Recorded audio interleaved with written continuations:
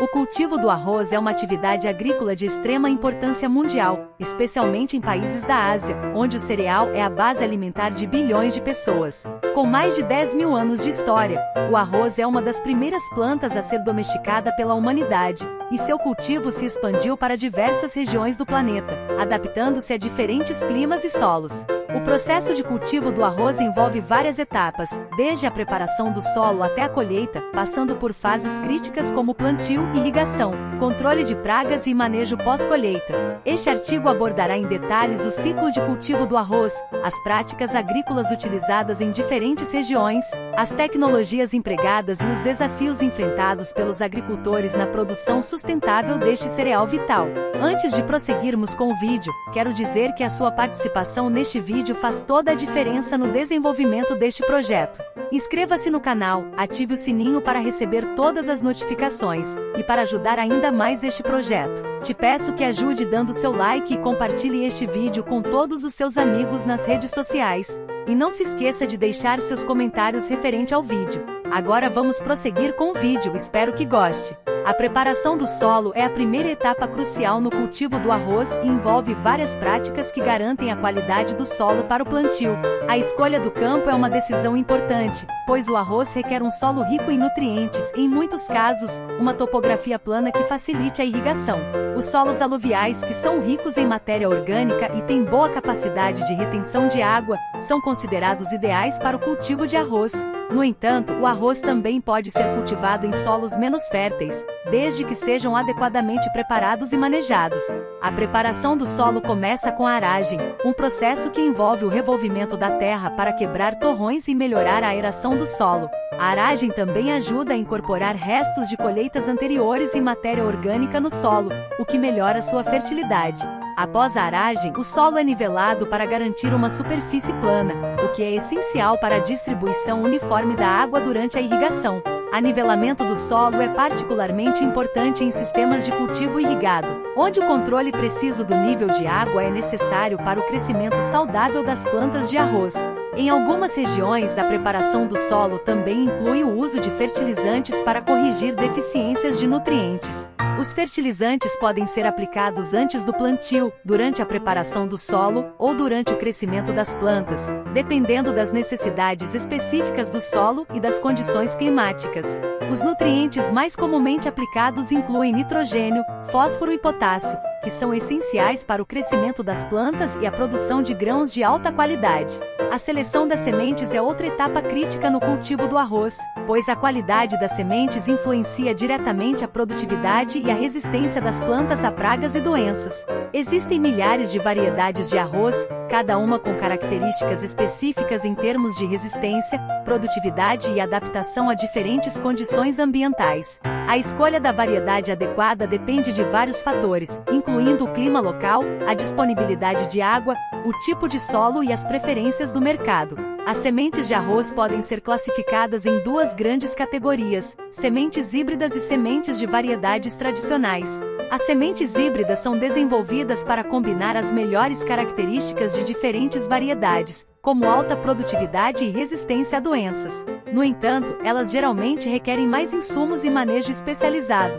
Por outro lado, as sementes de variedades tradicionais são mais adaptadas às condições locais e podem ser mais resistentes a fatores ambientais adversos, como secas ou inundações. Após a seleção, as sementes são submetidas a um processo de tratamento para eliminar patógenos e melhorar sua germinação. Isso pode incluir a imersão das sementes em água por um período de tempo para ativar o processo de germinação, ou a aplicação de produtos químicos para proteger as sementes contra fungos e outras pragas durante as fases iniciais de crescimento. O plantio do arroz pode ser realizado de várias maneiras, dependendo do sistema de cultivo adotado e das condições locais. Os dois métodos mais comuns são o plantio direto e o transplante de mudas. No plantio direto, as sementes são semeadas diretamente no campo preparado, seja seco ou em campos alagados. Este método é amplamente utilizado em áreas onde a mecanização é comum, como nos Estados Unidos e em partes da Ásia. O plantio direto pode ser realizado manualmente ou com o uso de semeadoras mecânicas, que distribuem as sementes uniformemente pelo campo. Este método é mais rápido e menos trabalhoso do que o transplante, mas requer um controle rigoroso de ervas daninhas e uma boa gestão da irrigação para garantir o sucesso da colheita. O transplante de mudas, por outro lado, é um método tradicional amplamente utilizado em regiões da Ásia, como China, Índia e Indonésia.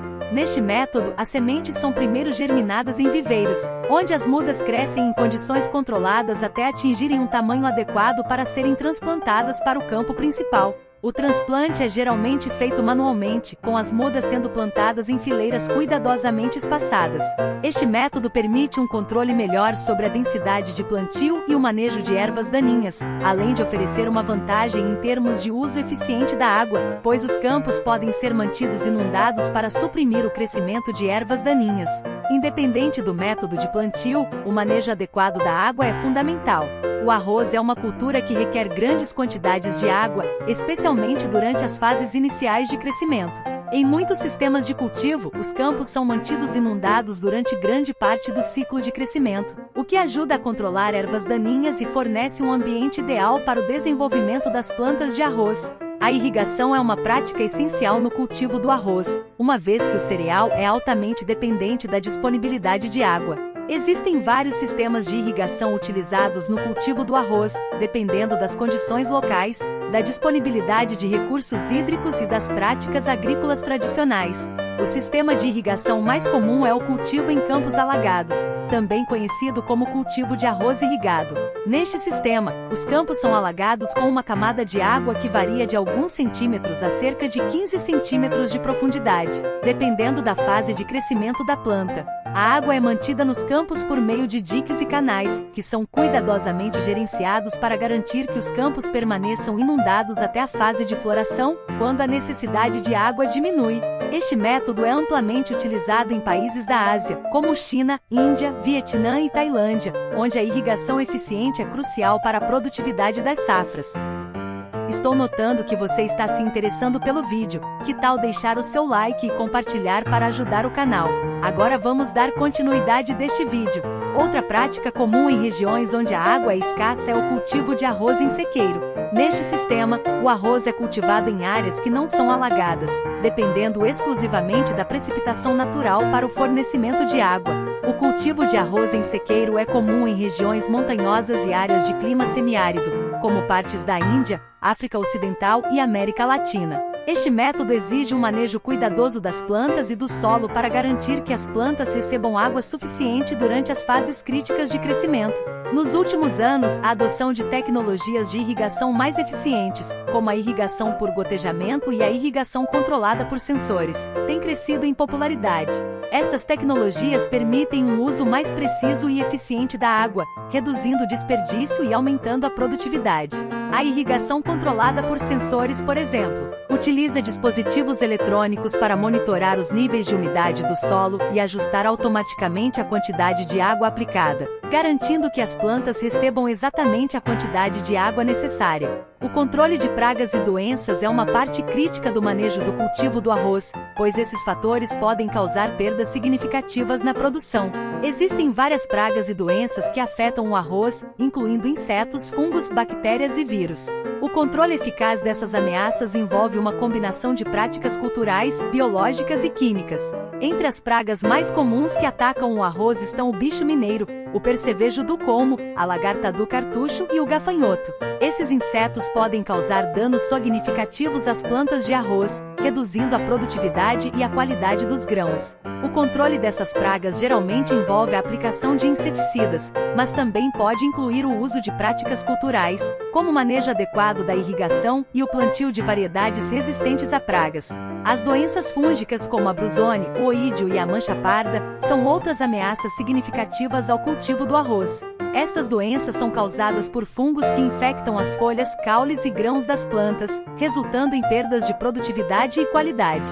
O controle de doenças fúngicas geralmente envolve a aplicação de fungicidas, bem como a rotação de culturas e o manejo adequado da irrigação para reduzir a umidade excessiva, que favorece o crescimento de fungos. Além das pragas e doenças, o cultivo do arroz também pode ser afetado por plantas daninhas, que competem com as plantas de arroz por nutrientes, água e luz solar.